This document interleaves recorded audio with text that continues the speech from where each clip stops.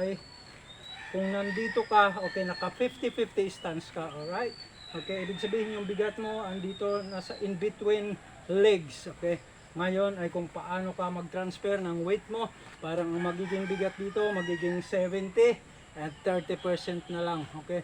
Huwag namang ganon, okay? Kasi off balance ka na nito, mahirap bumalik pag lahat ng bigat halos ay nasa harap. Okay, talagang maka-counter ka, tatamaan ka. Okay, ganun ang mangyayari nun. Dapat at least 70. So gumanong ka ma'am, mabilis ka ulit makaka-atras o makakaiwas o kung saan mo mang gusto pumihit. Okay, o bumaba ka, ganun, mag-shoot ka, yung mga tipong ganun, alright? Importante tayo at balanse. At syempre, lakas ng katawan. Okay? Kailangan yon. Okay?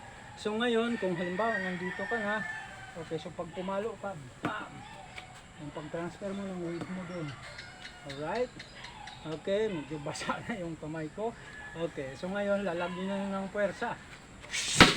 Alright, balik agad dito.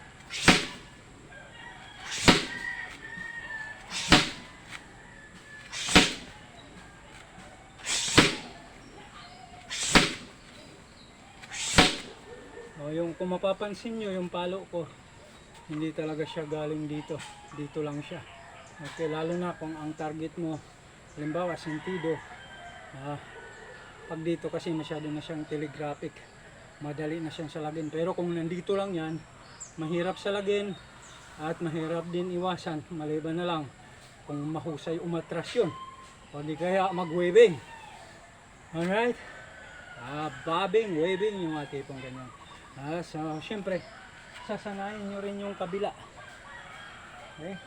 So, una uli, stance 50-50. And then, pag-transfer ng weight.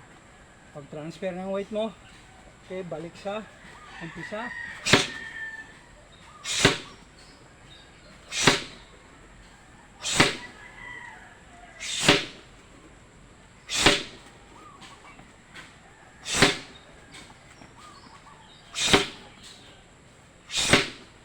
Ganun nyo lang yun sasanayin. So ibig sabihin, kahit anong klase ng palo na gusto nyo, yun yung magiging pundasyon ninyo, yung inyong tayo.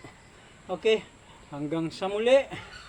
At yun nga gaya na sabi ko, ngayon siya, yun, yung isa basag na rin, ito naman isa, magpapalit na uli ako. Salamat, hanggang sa muli. At paki-subscribe na lang sa mga nagustuhan ang video ito at gusto pang makakita ng iba pang mga video na unique mula sa Sakong Combat Mixed Martial Arts. Pindutin nyo na ang inyong mga notification. Hanggang sa muli. Salamat. Ingat.